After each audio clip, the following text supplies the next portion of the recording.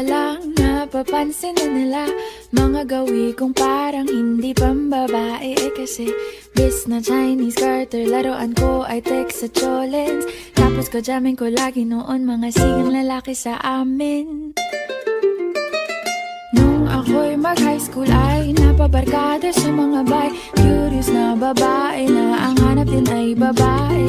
Sa halip na makeup kit, bit-bit ko ay gitara. Tapos pormahan ko lagi ay long sleeves na t-shirt at faded na lonta.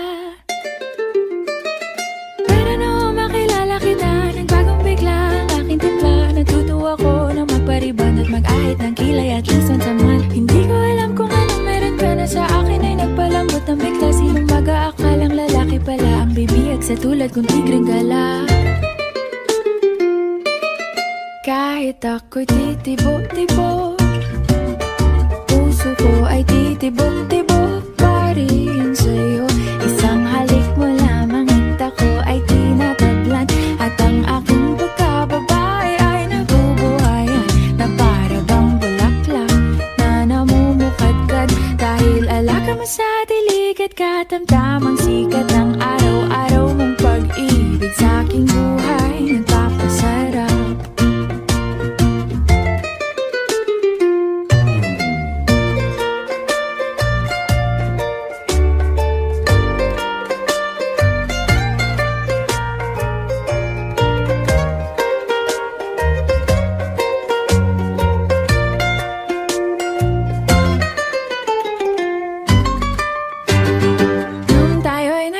Ay saka ko lamang binigay ang matamis na oong 10 buwan mong trinabaho.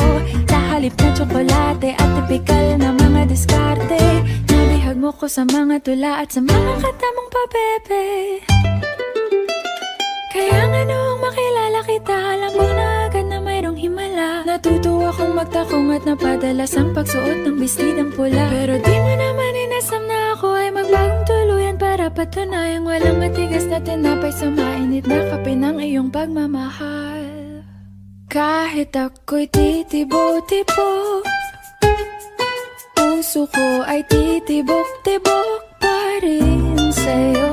Isang halik mo lamang at ako ay tinatablan. At ang aking pagkababae ay nabubuhayan na para bang bulaklak na namumukadkad. Dahil alaga mo sa dilig at katamtamang sikat ng araw-araw mong pag-ibig sa aking buhay nagpapasarap.